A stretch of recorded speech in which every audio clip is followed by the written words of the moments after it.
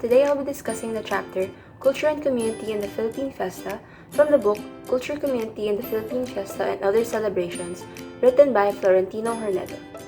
So, for a quick overview, we will be discussing the intro to Philippine Fiesta, a bit of its history, the Fiesta today, structures and expressions of the Fiesta, and culture and community in the Filipino Fiesta. So without wasting much time, let's jump into it.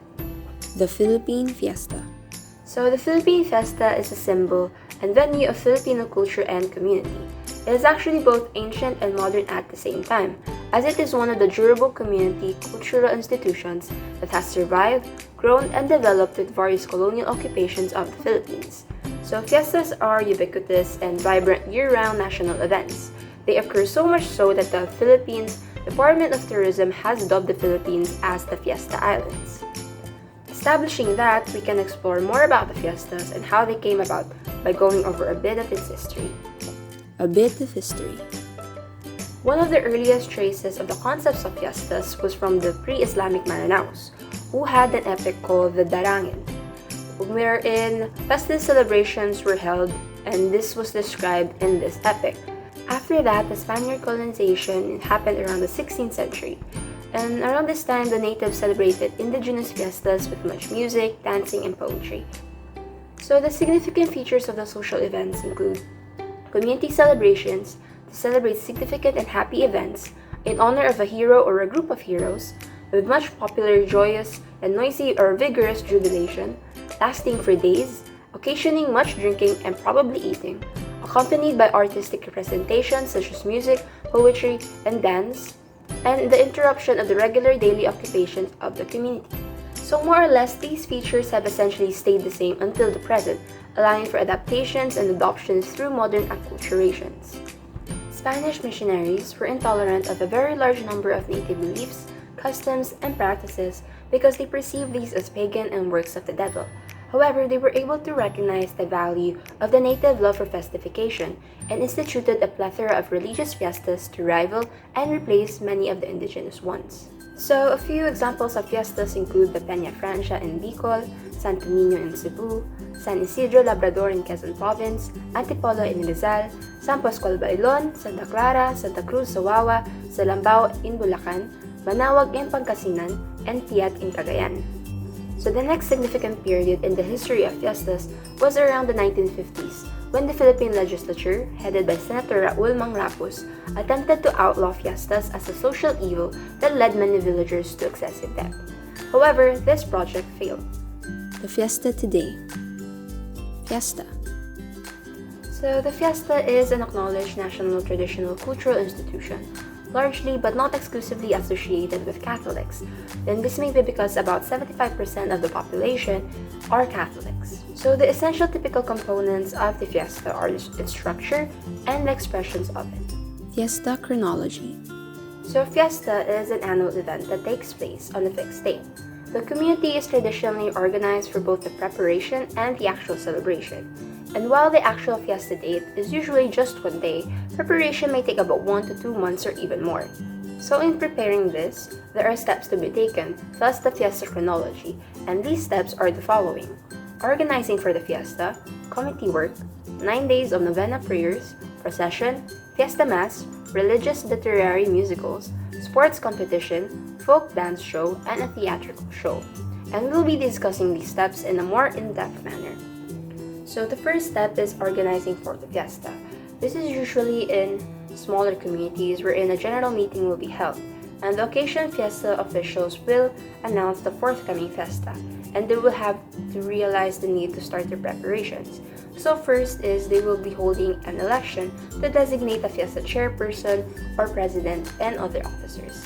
Then committees are designated with respective assignments for the fiesta. The schedule of activities and the target goals and outputs will also be discussed during this meeting. So the second step is committee work, wherein it starts immediately after the organization. And while the number of committees usually vary, the usual are Committee on Ways and Means, Program Committee, Committee on Religious Affairs, Committee on Public Relations, and Committee on Decorations. So the committees on Ways and Means are tasked with raising funds and soliciting commodities and services needed for the fiesta. while the program committee is in charge of recruiting and casting participants in the various program activities and literary, musical, dance, and theatrical shows that will be held during the fiesta.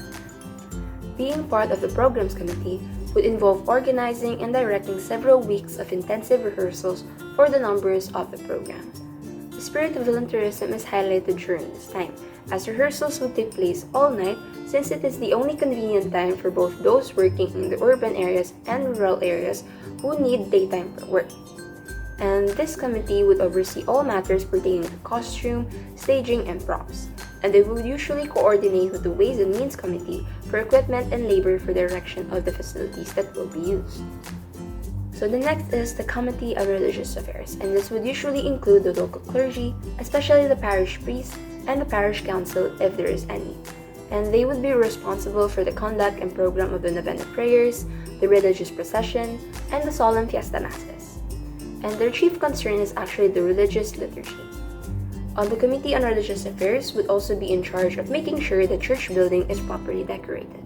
So the next is the Committee on Public Relations. They are usually responsible for public order and information, especially during the culminating days of the fiesta. They also direct and oversee the order in the solemn procession and traffic and public safety and conveniences.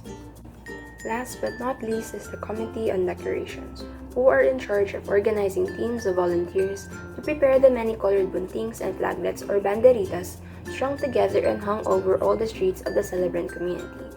They are also the one who take charge of seeing to it that the whole community is cleaned up after the fiestas. Overall, the committees work closely with the fiesta officials, who are usually committee members themselves, and they are the workhorse of the fiesta whose success largely depends on them. The third step are the 9 days of the novena prayers. So solemn novena prayers take place in the community or parish church during 9 successive days, and rites are held at specific pre-designated times with the community in attendance. It typically consists of the liturgy of the Catholic Mass, wherein most parts are usually sung with instrumental accompaniment by officiating clergy and a community choir. It usually features as well a grand sermon or homily that extols the virtues and the holy and heroic life of the patron saint, and after the Mass, the formal novena prayers are recited. So the typical and simplest form of the novena prayer consists of an opening prayer, specific prayer, a non-variable daily concluding prayer, a litany of the patron saint, and a hymn. So for the opening prayer, it's fixed and non-variable for all the days of the novena, while the specific prayer is variable and specific for each day and usually contains a moment for a brief pause wherein devotees make personal petitions for favors from God through the intercession of the patron saint. The litany of a patron saint is recited after the concluding prayer. However, not every patron saint has one. And at the end, a hymn is sung. Although it's indicated that there are 9 days, many large fiestas hold the culminating day on the 10th day, wherein novena prayers formally end on the eve of the feast day itself. In this case, the solemn procession is held after the novena on the 9th day, usually around the late afternoon, and it leaves more time for the fiesta activities on the fiesta day itself, and after the morning solemn high mass, the festification programs begin right away. So the fourth in the chronology is procession.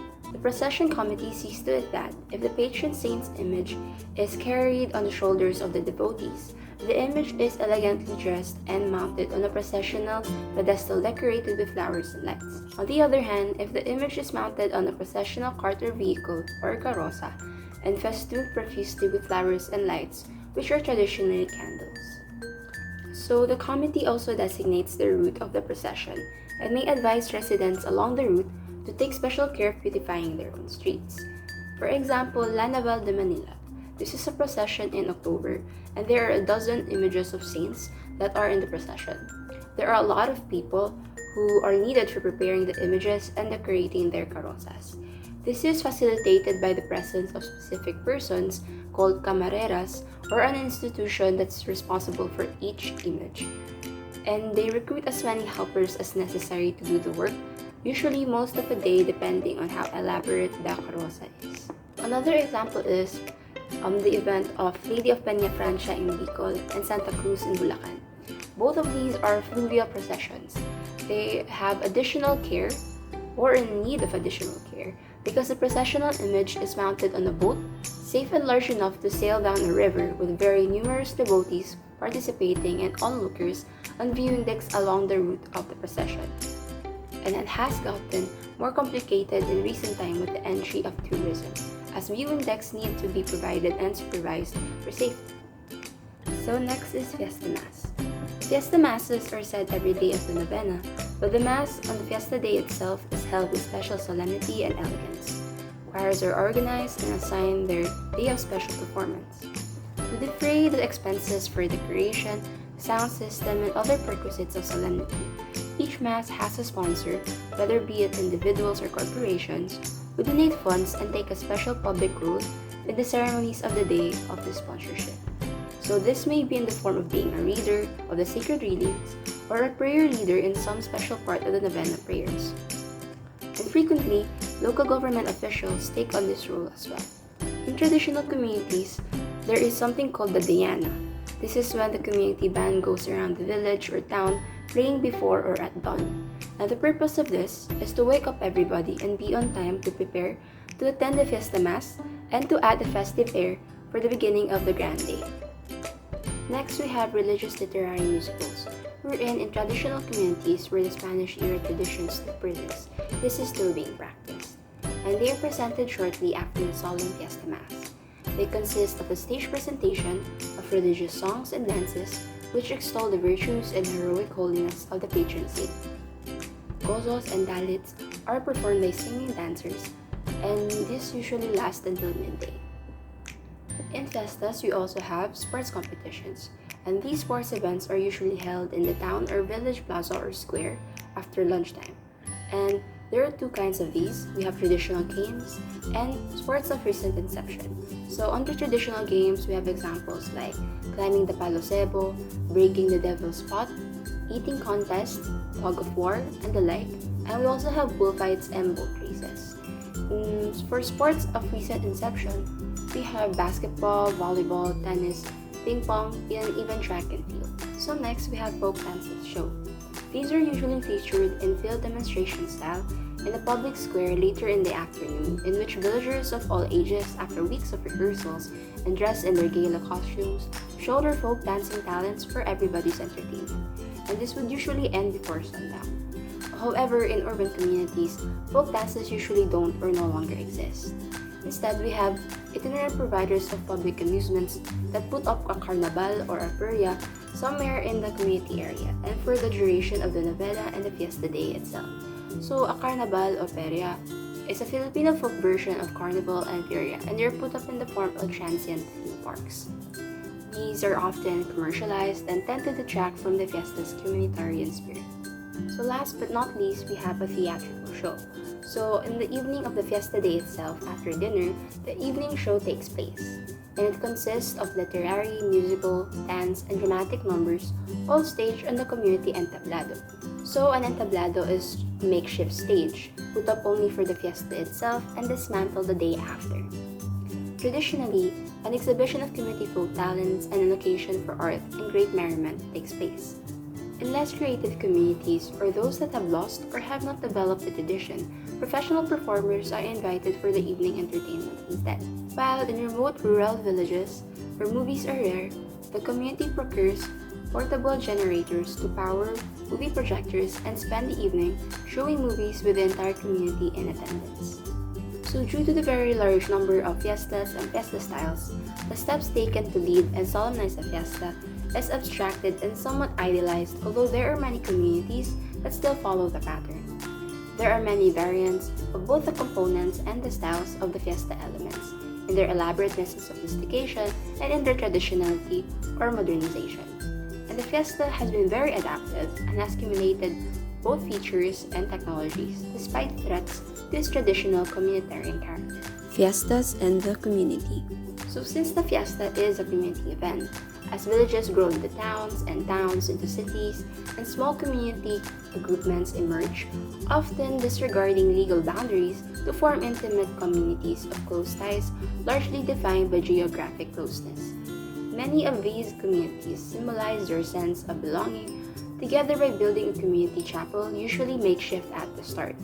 So community leaders invite, from time to time, clergy to offer masses in their chapels, and a patron saint is eventually designated, sometimes spontaneously by the community, and sometimes with the suggestion of the parish clergy in the adjoining parish, or the parish to which the small community legally pertains. Once there is a patron saint, the community fiesta is a natural result.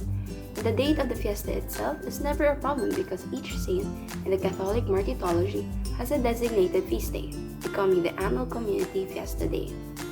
And the breaking up of larger communities in smaller and more intimate communities has been enhanced to some extent by the official governmental organization of barangays. Bigger barangays, breaking up into familial communities, breaks up the subdivision into more communitarian groupments.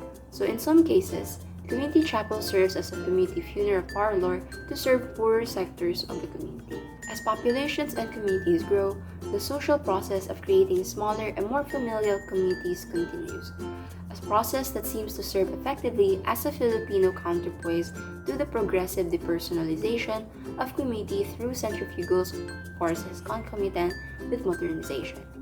Structure and expressions of the fiesta. The fiesta structure. This is derived from the indigenous and Christian forms of fiesta and fiesta-like community celebrations.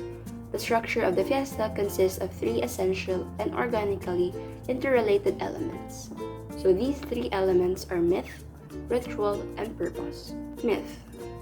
This is the narrative foundation of the fiesta.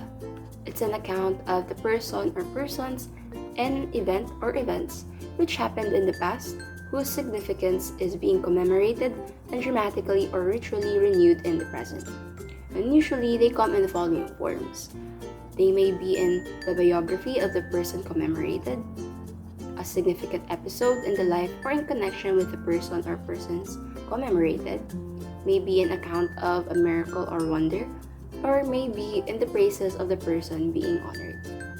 And usually it's circulated in print and oral tradition, usually in a novena booklet, sometimes circulated among the village folk in oral tradition, and if it's in print, usually it's appended to complete novena booklets in which the narratives of biography and exemplary legends are standard content. And there are actually short popular versions of novenas that don't have them anymore. In non-Christian indigenous communities, mythology plays an important role. Although these have been gradually put into writing by anthropologists and folklorists, they continue to exist in the oral tradition of the ethnic communities where they serve as a narrative basis of their aboriginal rituals around which native festification is built. So an example of this is the indigenous peoples of the Grand Cordillera of northern Luzon, or more commonly known as the Igorots. Vestiges of the fiesta structure are actually apparent in their harvest rituals, wedding celebrations, prestige feasts, and head-taking war dances. So rituals, these are the liturgical, formulaic dramatization of the events narrated in the myth, and they are the stylized expressions of the commemorative act. They take the form of rites and prayers with fixed formulae, like novenas and triduums, and the subsidiary rites which accompany these, processions, literary, musical, and dance programs, reenactments or dramatizations, pilgrimages, and traditional specific rites performed by religious suppliants. It actually has an almost rigid formularism, which is actually their defining feature, with their routinary character following fixed rubrica, never changing each time the annual cycle returns. A ritual also provides convenient determinacy to communal action and serves as a convenient shortcut, especially for religious and social symbolizing, and it often appears to serve as collective identity. The third element is purpose.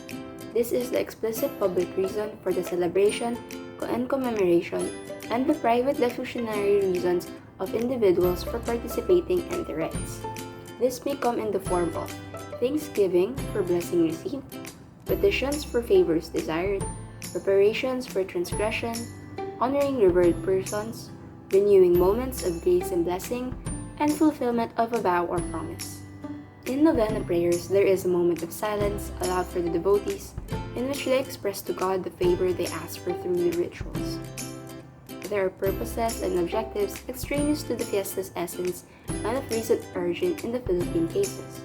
For example, in Philippine national and local governments, they have been promoting fiestas for their utility in the promotion of economic activities.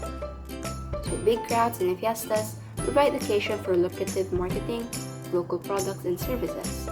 The Department of Tourism, along with local government officials, advertise fiesta destinations with the hope of attracting many foreign and local tourists. So tension arose. This is because of the idea that the fiesta as a legitimate cultural expression should not be prostituted through mindless sale and commercialization. This is seen as vulgarizing, even desecrating its original religious and communitarian character, and a lot of people believe that it corrupts the original relation of the host villagers and their guests into that of salespersons and customers.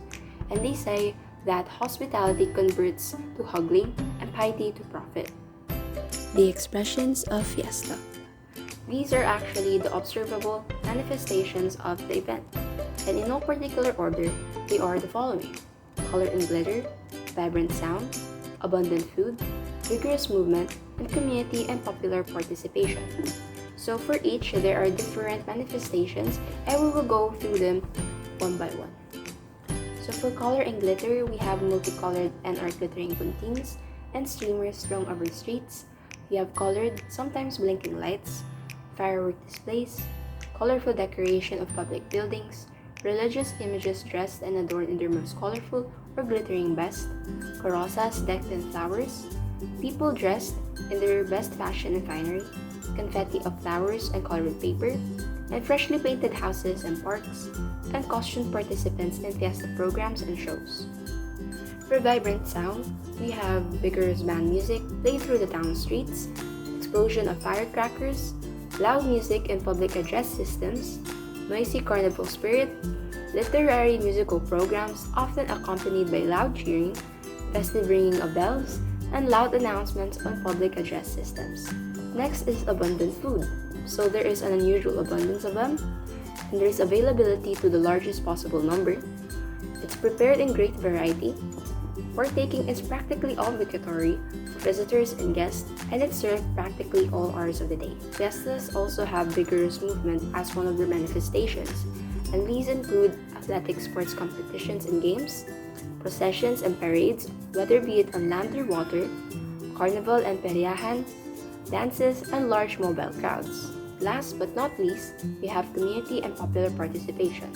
This is observed in the community initiative and participation in organizing and sponsorship of fiesta events, popular and familiar reunions, active involvement of civic, religious, and community leaders, official and organized use of public services and personnel, such as the police and other peace and order officials.